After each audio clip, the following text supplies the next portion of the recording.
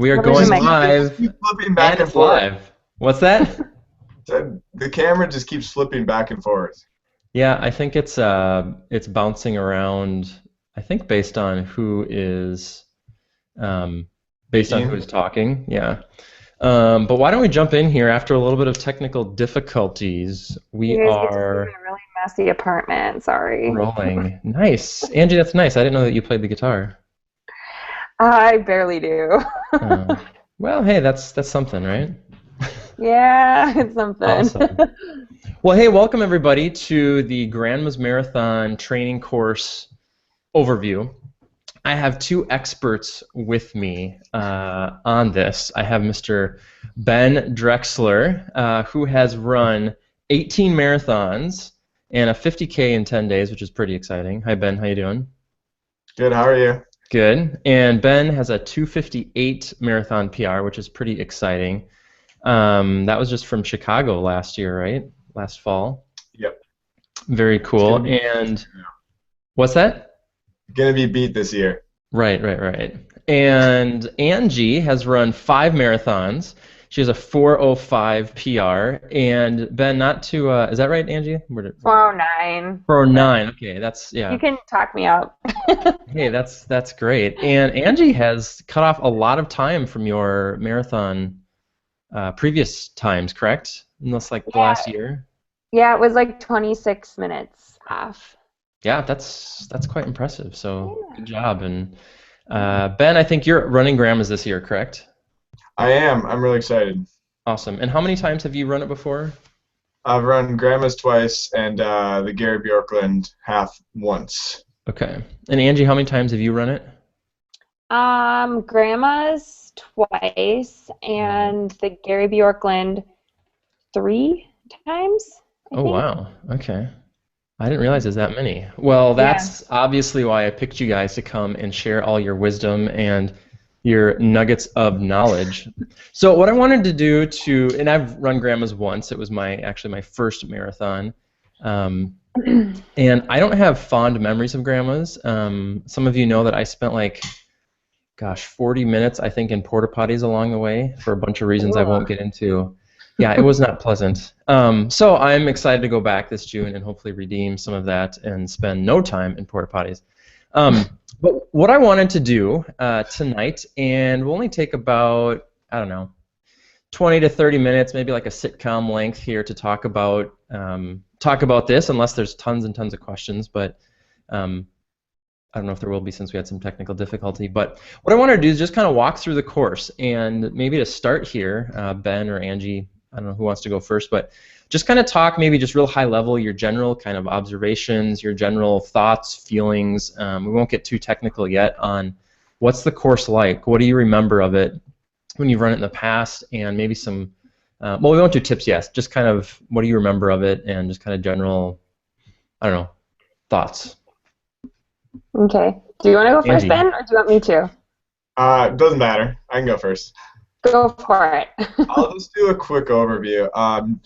It's a pretty quiet course for the first half. You're out in the woods, basically running next to a lake, the lake, of course, and some rolling hills. And it's really flat. The course, once you get to where the half is, that's when there's obviously way more spectators. And then you work your way towards mile 20, and then you come into the city, and that's when you see tons and tons and tons of spectators once you're in the city, just all the way to the finish line. I guess the notables for me is maybe Lemon Drop at around mile 22. Some people don't like that. I love Lemon Drop because it's a nice little incline, it's a nice decline. If you check out the elevation map, it looks like there's some hills in it, but really it's really a flat course. It's a very fast course, actually. So you get kind of the best of both worlds. You get the outer country, no city marathon, then you get the city marathon part where you get all the fans. So just get ready for the quietness. I guess I'd say in the first portion of the course. Yeah, I guess I would agree with that too. Grandma's was my first marathon that I ever ran, so I had nothing to compare it to. The only times I ran it, because it was the first marathon I'd ever done. I ran my first and second marathon, so Now in hindsight, I see just how quiet it is. I would even say the first 15 miles are pretty quiet, and then once you start getting into the East Lakeview, I think is what it's considered, that area, Lakeside, whatever it's called, of Duluth, that's when it's more accessible for people to get there and actually spectate, and that's when it really starts getting fun. I know everybody talks about Lemon Drop Hill kind of being that hill, but the one that I always forget about is right as you're getting into Duluth, when you turn off of Superior Street to go into Canal Park, there's an overpass you go over, and it feels pretty steep at that point. So that's one that I always forgot about, or that I always do forget about, especially even the half too, but that no one ever told me about after my first time doing it. So yeah, one other thing. Okay. No, go ahead, Ben. Go ahead. One other thing I forgot to mention. You see the big ship. I think it's like the Edmund Fitzgerald. It's that big ship in the harbor. What? Edmund Fitzgerald sunk, but I know what you're talking about. What's that ship? William A. Irvin. Oh yeah, the Irving. Yes, okay, it's named after the. Aren't you a social studies teacher, Ben? Come on. I'm not. I'm a math. I've called it the same thing. math. Ben and I lived there, so. No, so I was just because you talked about that hill, and I know that hill, and that hill is rough. But then you go down the hill, and then you see the big ship, and you can kind of see where the finish line is, but you're not done yet. You got to run around that gigantic ship, and you're gonna learn to hate that ship. Mhm. Yeah, it's very scenic. Go ahead. Oh, sorry. I was gonna say, depending on how familiar you are with Duluth too, like, I know that there's a shortcut to get to the finish line. If you know, like, it's hard to, well, like, you can't take it, but like knowing that there's like, oh, I could just cross this bridge and then I'm to the finish line instead of going all the way around. It's like downtown actually gets to be a little mentally tough for me, but it's the most fun because there's so many people. So. Yeah, and I think that we want to be careful about taking shortcuts, Angie, because that's I don't. I've never done it. You don't want to set a new female record. Yeah, it's interesting. Both of you guys talked about crowd support, and that was one thing that I was really maybe shocked and surprised when I ran it. Was how, well, first of all, it's like one of you said, it's difficult for spectators to get spots because once you're kind of in position, you really can't move around much as you might.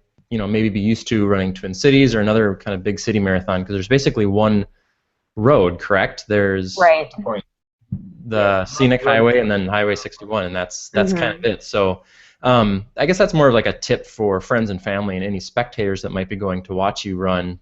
Just kind of know that it's going to be really tough to try to see multiple points along the race unless you can somehow find a way to, I don't know, zip around Duluth kind of at the very end, but have either of you have any tips along those lines of what, spectator-wise? Yeah, along the line of my shortcut that you do not take. Only if you're running. My parents, only if you're running. I would always tell my parents to stand on the corner of Superior Street and Lake Avenue, which turns into Canal Drive, because that's where you literally can cross over the bridge and you see the finish line. So you can see the runners go by on Superior Street, but they still have a good couple miles to go. So if they cross over, they can still get over to the finish line in plenty of time to see you come up the finish. So that's always my best tip. Gotcha. Ben, how about you? One of the years that I ran Grandma's, my parents and my sister and my stepdad came up, and they followed me along the entire course, which was really fun. They would follow the highway that is parallel to the highway that the runners run on. And the thing is, that's tough, is you can't get down to that road. You have to park up by the highway. So you park there, and if you run, you can come down. So you can see, if you're trying to spectate and follow something, you can see them quite a bit. Actually, they saw me 5 or 6 times by doing that. But they were joking the whole time. They said, I think we ran just as far as you did. So they would park up there, and then they'd run down, and then they got to the finish line too to see me. So it's definitely possible. Also, if you have a bike, if you've got a truck, you throw a bike in the back of the truck. Something like that would be beneficial. but note that you're not going to be able to just drive down to the course and then park because they're not going to allow you to do that. Right. Yeah. You mentioned it being really quiet, and that's definitely something that I remember just in terms of going long stretches where there might be only, maybe one or two cowbells, not a whole lot of cheering. I'm just curious if you guys, since you've run it a little bit more recently than I have, maybe you remember like specific sections that people can expect, maybe crowds unexpectedly, or other things that might, kind of things to look forward to, a little motivational boosts along the way. It's all the roads that connect to connect to the highway that's parallel to it. That's where people go. So if you look on a Google map, you can kind of see. I don't know where they're at, but there's a lot of spots where there's just that you can connect off of that highway, and that's what people do. They'll just drive and park and then walk down. Yeah, but no, it's a very, very quiet race. It's very peaceful. It's a unique experience if you're used to running Twin Cities. I mean, there's not a lot of people out there. Yeah, I was trying to remember before the hangout, trying to remember where I remembered crowds. I know at the beginning there's usually a good crowd right in Two Harbors, kind of as you're going through there. And then it gets quiet for a while. If I remember right, I remember there being some kind of pockets of crowds along the way, but kind of like Ben said, probably more those access points where people can actually get in. But once you get into Duluth, then it gets pretty consistent. So. Yeah. And that's what I remember too. It almost felt like two different races because you had, like Ben said, sort of the peaceful, quiet, tranquil running along the lake, with hopefully a slight breeze, no rain, handful of people, and then all of a sudden you get into Duluth and it's crazy, people giving you beer, and I guess that's not that crazy, but just so much energy, so much excitement that it almost felt different. And I've talked to a lot of people who said that that's obviously when you need it the most, and whether they knew that or not, I think sometimes having that at least mentally kind of in the back of your mind, knowing that that's going to be there can really help as you're maybe trying to get through some of those tough middle miles. I want to go back to the beginning. Angie, you said something that made me think about we should talk about this. So the beginning is a bit unique in the sense that you get on a bus, which Minneapolis Running, we have our own team bus, which I'm still trying to get details on. But get on a bus, you drive up to Two Harbors, and then you stand around and wait. And again, it's been a few years, 8 since I ran it, and I remember there's plenty of bathrooms, but you're just kind of standing around in the weeds and the woods there, and there's really, there's no metrodome, there's no hole in the ground, there's kind of nothing like that. So if it's raining, you get wet. If it's hailing or snowing or whatever it might be doing that day. Any tips for first timers, kind of anticipating that going into it? I know probably a garbage bag, which everyone. Yeah, I learned the hard way. I think it was my second half that I did out there. It was like raining and freezing, and I had that was when I was a very inexperienced runner, and I didn't bring I don't think I even brought a layer of warm clothes for at the finish. I just had on what I had on, and I was gonna throw it in my sweat bag. But definitely know what kind of watch what the weather is gonna be doing. Have a garbage bag or a poncho, just in case, because it can be miserable. Otherwise, toss away layers too. That's always kind of the go-to. But there was one year the first year that I ran the marathon, it was supposed to be hot that day. So you really never know what you're going to get in Duluth. It can be a little hard to plan for, but usually it ends up on the cooler side. So prepare usually that way. So. Yeah. Any wisdom, Ben, to add to that? Yeah, kind of just to mimic what Angie said. One thing before is Duluth, I believe, has 2 area codes. I'm not sure about this, but somebody told me this, and they're like, make sure you check the weather that's close to the lake and not the one that's into the city, because they're different. I don't know. Yes, is that lake effect. Yes. Okay. There's an airport on Park Point that it'll go to that one versus like the canal or something like that, or like the top of the hill versus down by the lake. Like there's different climates in Duluth. So yeah, make sure you're checking the right one. Look into that. But throwaways are good. You'd not believe how many sweatshirts and sweatpants are on the side of the road after the start of that marathon. They're everywhere. And then plan ahead. It can get kind of chilly for this marathon, even when you finish. I remember a couple years back, I was finishing, and right as I was finishing, it started to rain. It got kind of windy. Throw some warm clothes in your bag so you got something when you're done. Standing around there is pretty miserable if you're not prepared. Yeah, and that's something. Yes. Oh, go ahead. Go ahead. Well, I was just gonna say, talking with people, this, might be people's first grandmas. It also might be people's first marathon. So, one kind of pro tip about, the start of a marathon that I have learned is I will either find some old sweats or, sweatshirt or whatever, like you mentioned, Ben, or last time I actually just went to Goodwill and for like $5, just bought some big baggy sweatpants and a sweatshirt, and like you said, just tossed it because, one, you're supporting the Goodwill, and two, they collect all that stuff at the end. And so if you've got, a few extra bucks to spare, it's so worth it, and then you kind of don't have to worry about, being cold or, wearing something that you don't want to throw away and having to kind of ditch that on the side. So I would highly encourage you to bring something along those lines, and because it can be, so you have a gear check bag that they take to the finish line, and so you want some stuff in there, whatever you're going to want at the start and the end.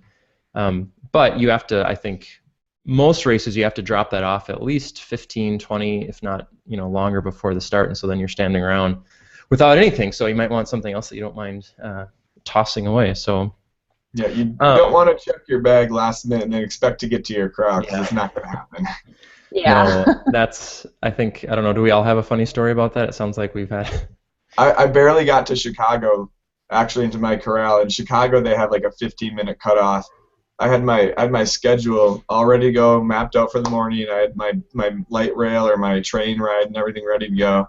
And I Googled it in the morning. It's like, oh, if I take the bus, I can shave a couple minutes off. Well, I shouldn't have done that because the bus was late. And then I ended up having to, they closed down the roads by the time I got down there, so then I got dropped off. I had to take the train anyway.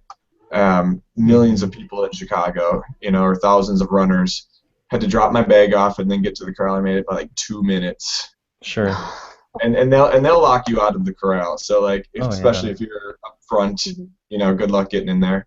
Mm-hmm. Yeah. The nice thing about Grandma's is it's one big wave that starts, and the buses, it's more like if you miss the bus going there, then it's kind of a problem. That's I think maybe the full marathon, the start, you can maybe get dropped off a little bit easier than the half marathon start. But yeah, usually the drop off for the bags still, like, it's kind of like this long chute that you walk through, if I remember right. Like, you get dropped off, and then you have to like drop off your sweat bag before you can go to the next point, and you can't like go back. So it's kind of like you either have to hang there, do your warm up if you do that, or you have to commit early if you're going to make it in to where you want to go. You go back, but you're kind of like a fish fighting upstream. You're going to be going away from people, so it's better to just drop it off. And then there's just basically an outline of porta potties when you get there. It's just a gigantic rectangle of porta potties, and people just hang out, on the grass and stuff. Mm-hmm. Yeah, that's really helpful. The other kind of next thing I wanted to talk a little bit about was the weather.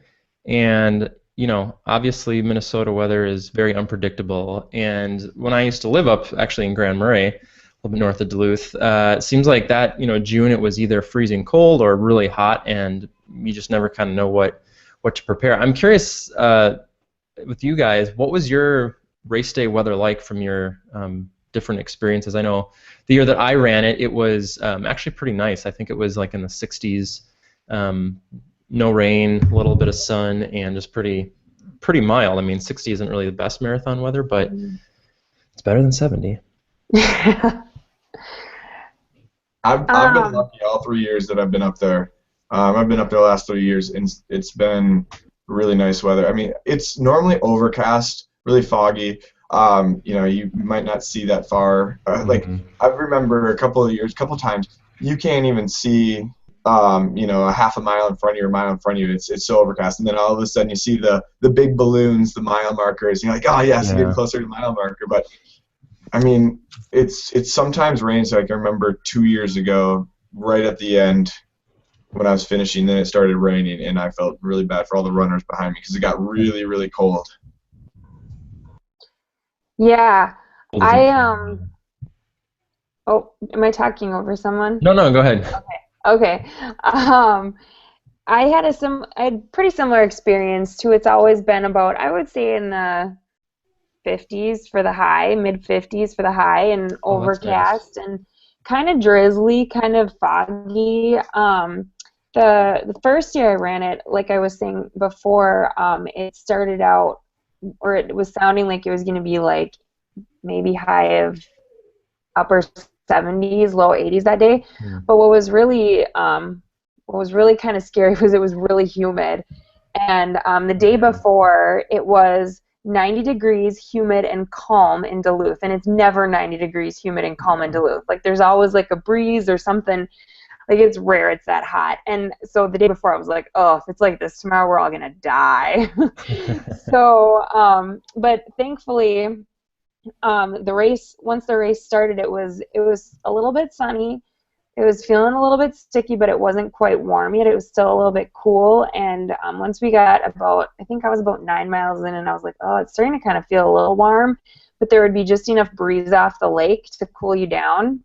And then by about halfway, it had completely just clouded over, and it was much cooler. And that's actually pretty much how all the other races that I've done there have been. It's just been cool and gray and Mm-hmm. drizzly, sometimes rainy and cold. So Yeah, I think traditionally you can kind of count on it being a little bit on the cooler side, but there are those freak exceptions, and that's sometimes really mhm. difficult to train for, I think, but or to plan Yeah. for. Rather. And they do have, you know, they kind of assess the risk, like you're talking about humidity or whatever else, and you know, make announcements and have like a whole flag system of different colors, kind of, you know, alerting you to what that risk level is. But I think it's also maybe important to note, or just to mention, that there's, you know, obviously first aid stations, and you know, I think it's every 2 miles up to like mile 20 or so, and then it's like every mile, maybe 2 or 3 miles, something like that. Um, and so just to kind of, you know, for people to be aware of that, even though you're kind of at times it feels like you're out in the middle of nowhere, there are lots of people, you know, around to help you if you should need some kind of help. So I want to pause really quick and just see if there's any questions from the audience. I think we'll go another.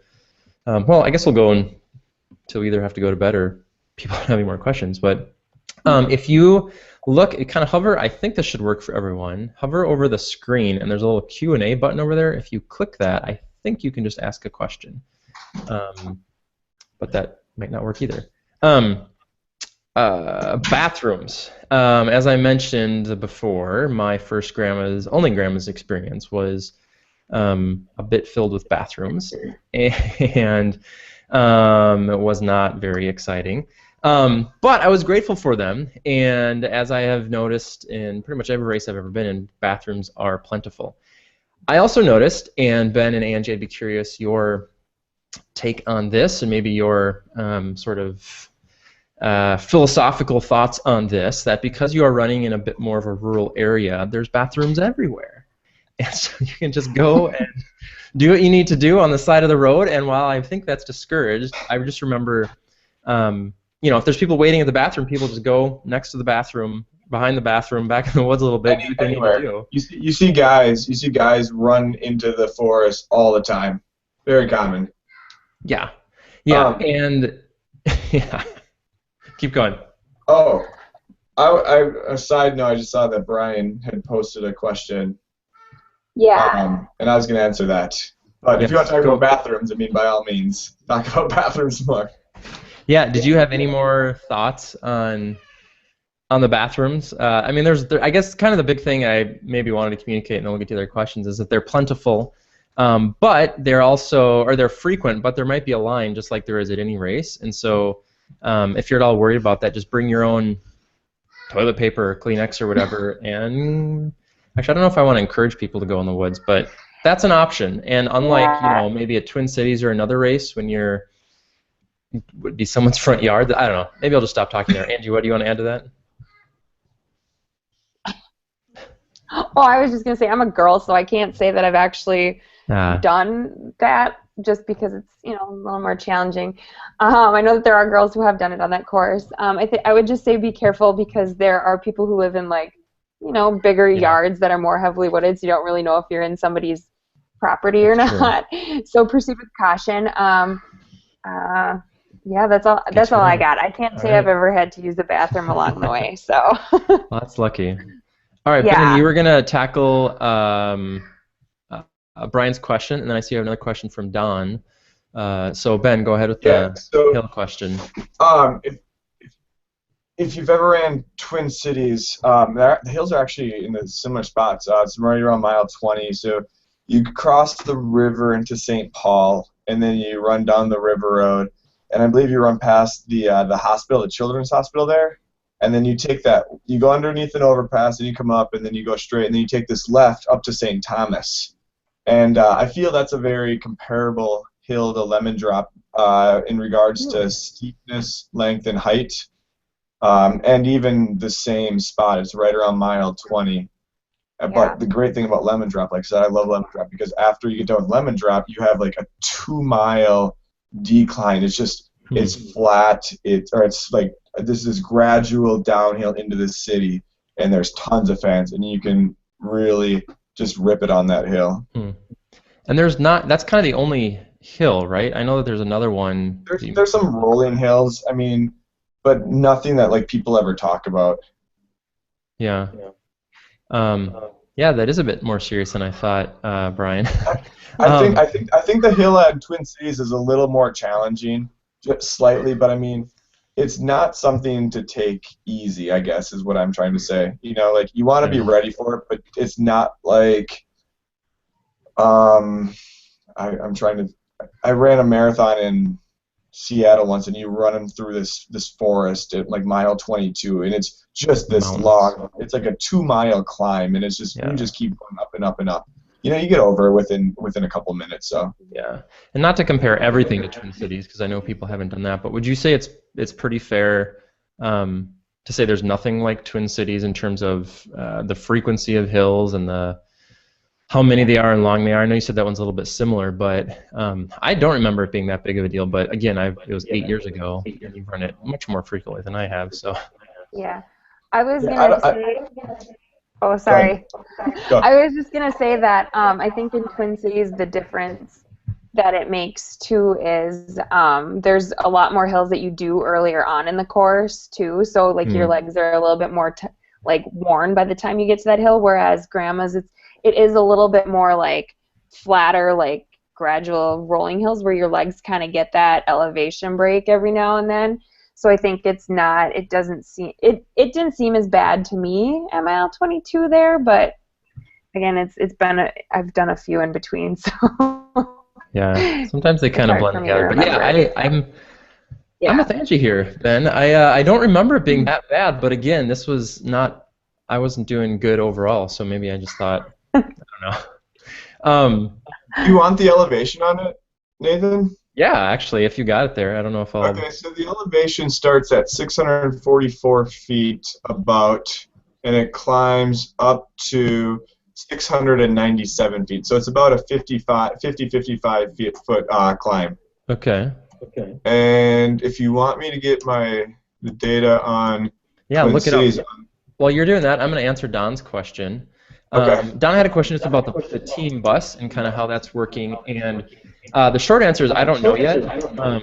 Grandma's folks are still kind of getting all of our information and their information, organizing it all. But what I'm told is that yes, it will be very easy to find, and more or less there'll be a designated spot. And so what I would do is have friend, family, whatever. I'm assuming they'll be parking there if you want to drive, park, and then just hop on that bus. And the beauty of that is that you won't have to wait. And so what typically happens is you kind of drive up to, there's a few different bus spots around the city, I believe, wait in line, hope to get on the bus at a certain time, and then just depending on how many other people are there at that time, you just have to kind of wait. But since we have our own bus, we'll hop on and we drive up, and hopefully there'll be a little bit more of a sense of, I don't know, camaraderie or community, or hey, we're all in this together, and maybe we have matching shirts, I don't know. But yeah, it'll be easy, and I'll be sending out, a lot of people have been asking me about this, and I'm curious myself, and so as soon as I get that information, I'm going to be sending it out to everybody. And you don't have to take the team bus. You certainly don't have to take that if you have other transportation or other friends or other people that you want to ride with. Brian has another question here that the recap of sweats drop sounds like the best advice is to, oh, where'd the question go? Oh, there it is. Yeah, so the sweats drop. Yes, definitely pack warm clothes in there. And keep stuff to keep warm that you can ditch. Yeah, ditch on site. So here's a great example of what I've done in the past is I will basically pack in my bag whatever I want for the end of the race. So again, if it's going to be 80 degrees that day, you probably don't want, you're not going to need a big sweatshirt or something like that. But again, whatever you want at the end of the race, everything down to a little thing of deodorant even, whatever you want, put that in the sweats bag. And then what I do is I wear, again, depending on weather, but big baggy sweatshirt, whatever, everything I'm going to ditch. And then I tend to run pretty hot, like I'm pretty warm when I run. So unless, well, even at Twin Cities last year, I think it was, I don't know, 38, 40 degrees. I just had a singlet and arm warmers and gloves and a headband. And so I didn't really have anything else that I really needed to ditch. And what I love about racing with arm warmers is obviously you can pull them down, take them off pretty easily, throw them to a friend, although at grandma's you really won't be able to unless your friends are like Angie or Ben's family. But Ben, did you find that? So Brian, I hope that kind of answers your question there, kind of about sweat stuff. So Ben, did you have a? Yeah. So the hill at Twin Cities, that leads up to St. Thomas, starts at 824 about and goes up to 877. So they're both about a 50-foot climb. Really? And, they're both about 0.3 miles long, 0.3 to 0.4 miles long. So they're very comparable in distance and elevation. Well, Angie and I sit corrected then. We I mean my Garmin and Strava account could be wrong, but normally it's pretty good. Yeah, that's interesting. I would not have thought that, but hey, if you got the numbers there. Maybe it's just what Angie was saying, like Twin Cities, I don't know, I feel like Twin Cities is a harder course than Grandma's. And I feel like you don't experience, I mean, you get those rolling hills, so it's like your legs go through that change, which is really nice. Like your legs need that for a marathon. And I feel like your legs are more, like I'm the same way as you guys. I don't think the lemon drop is that challenging compared to that hill on Twin Cities. But that Twin Cities hill they're the same length and distance, but that Twin Cities hill is way worse. Yeah, it just seems more brutal for whatever reason. I want to kind of talk a little bit about. So someone sent me in a question. It was kind of more of a comment that he just wanted to share. Is that his experience was because Grandma's is so straight and there's really not any turns. You can kind of get stuck behind people, and so his comment was, like.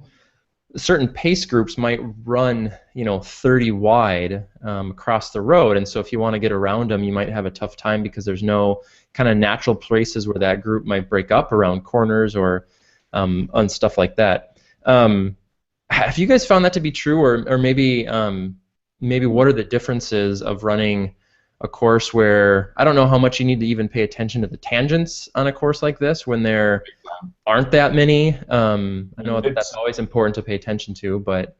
Can I cut in? Yeah, cut away. You definitely need to pay attention to the tangents on this course. If you don't, you're they're still important? You'll run a half a mile longer easily. And the reason for that is you're running on a huge highway road. So it's not a little path that you're running on. Like if you're running on the outside of these curves, you're adding on a lot of distance. And it's not that the curves are big. It's just that the road is so big. So you really what you need to do is you need to look ahead and watch where the trees go and where the back tree is. because you're gonna have two things. So you'll see the ones turning left, or you'll see the ones turning right, and that's going to indicate where you want to start heading. It makes a huge difference, but it's a lot harder if it's foggy. Mm-hmm. Yeah, that's true. And I know once you get into Duluth, then you do start making quite a few more turns. I know you take a right and a left and a left, and so I mean, once you do get into Duluth, there are quite a bit of turns that you want to be Sure. paying attention to. But from my experience, I haven't. I mean, I'm more of a middle of the pack towards maybe even back of the pack. I haven't No ever way. experienced getting No. stuck behind like a pace group or anything. Or Grandma's course of all of them, I thought was the most like you.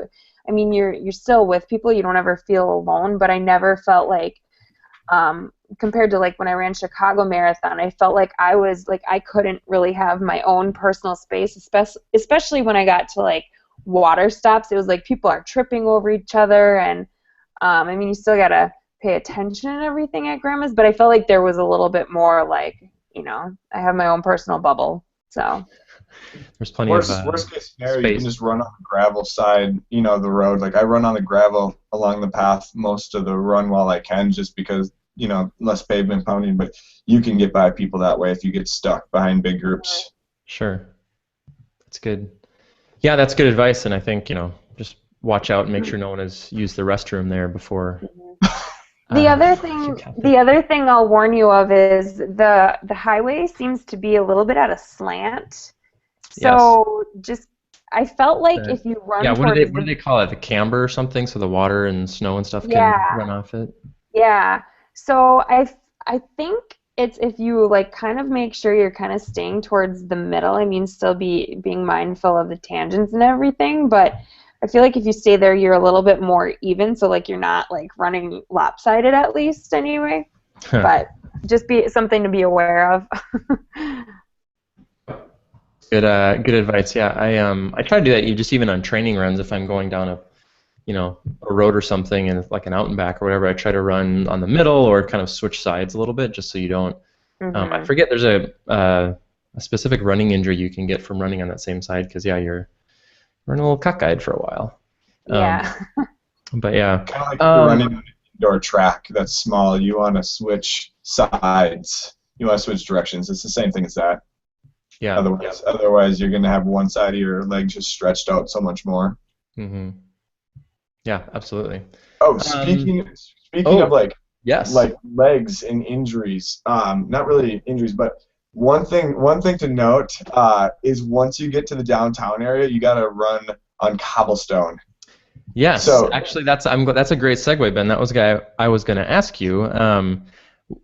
Tips for running on that, and also kind of what are someone earlier asked about like if it's raining, how does that affect the cobblestones?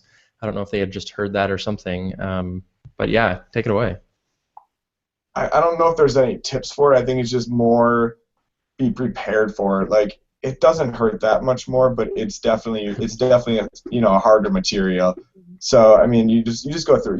There's tons of fans during that section. It's downtown, so it goes pretty quick. But the first time I did it, I was just like, why am I running on this right now after 20 some miles? Like, should not be having to do this.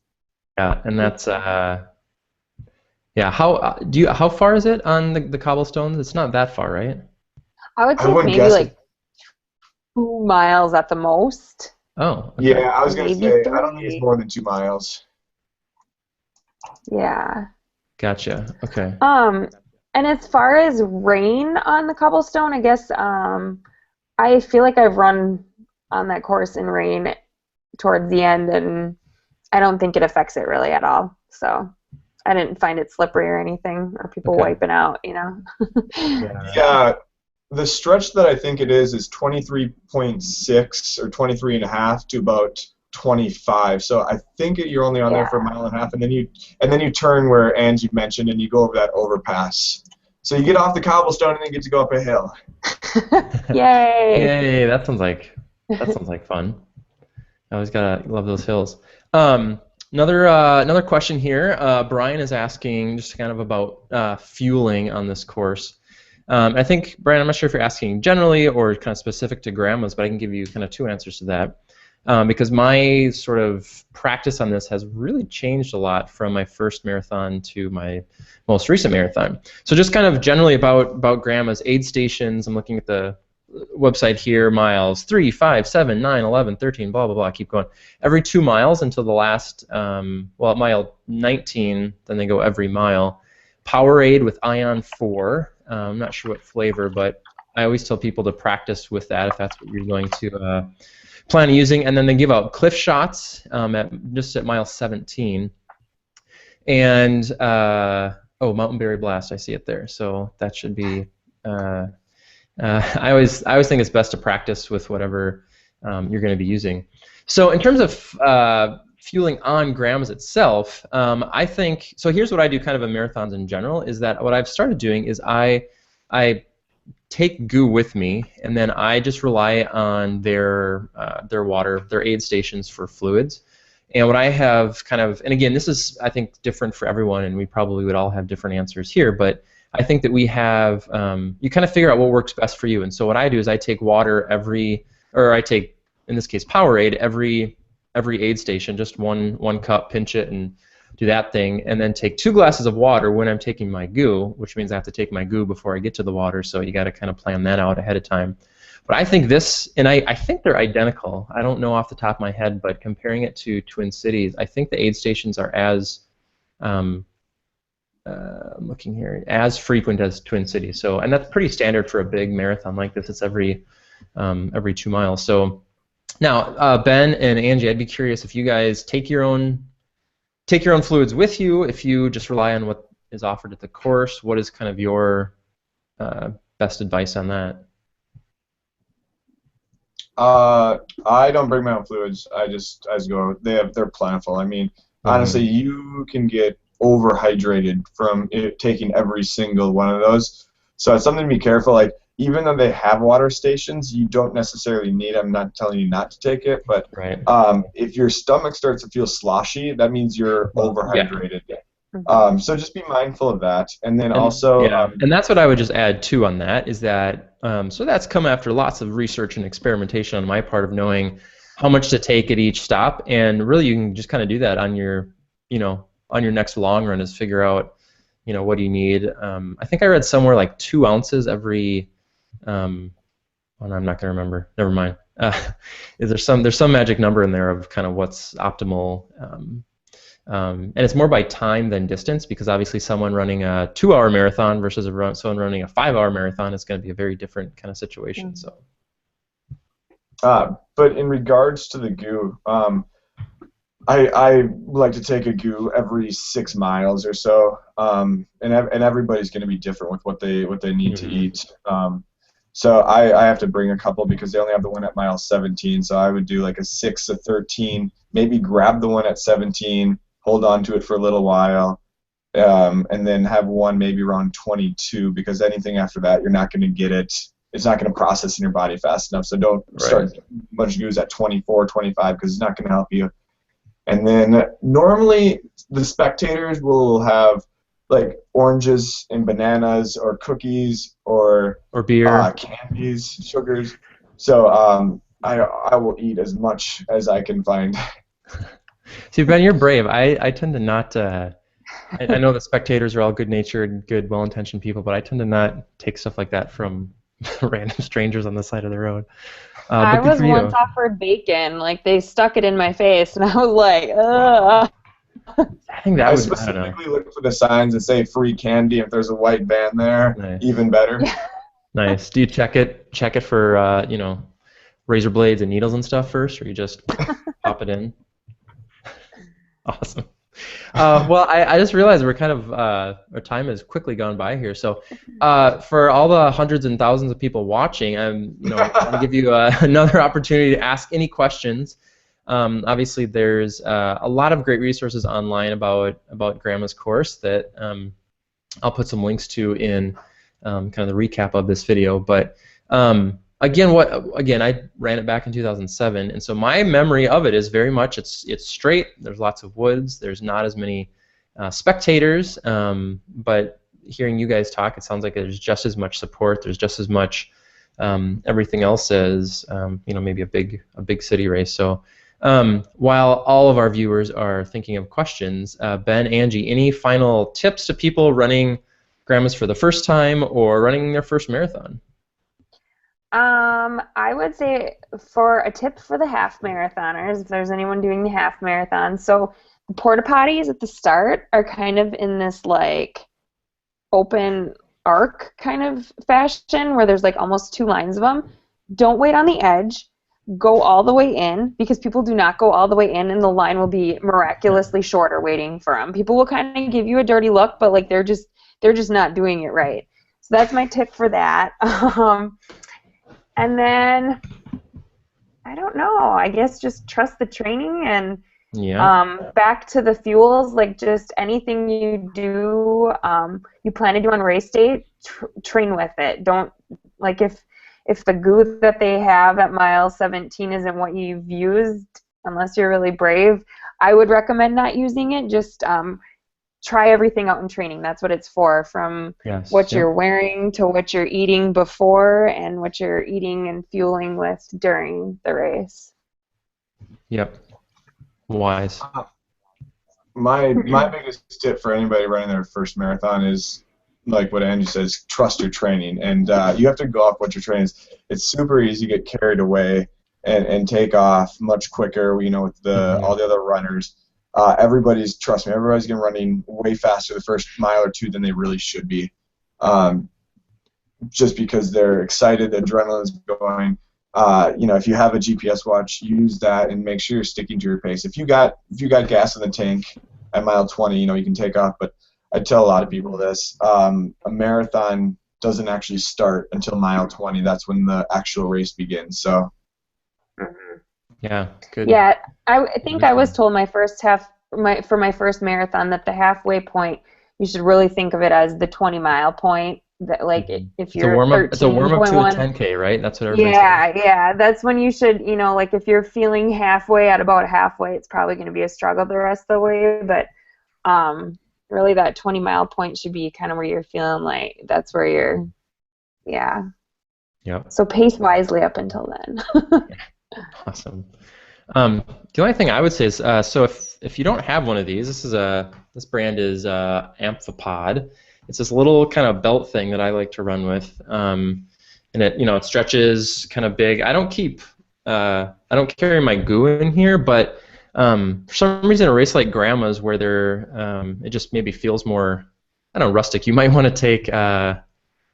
You can carry like a travel size Kleenex package in here. You could, if you wanted to, take your phone. And what I love about this thing is that I don't even feel it anymore when I'm running, because it just kind of goes in the small of your back, and it's really lightweight. It's really easy to kind of carry stuff in. If you're not planning on taking any other kind of liquids, some kind of bottle with a pack or one of those fuel belt bottles, it can be a nice kind of gear. And they're like, I think $20 or $25, so they're pretty cheap, but.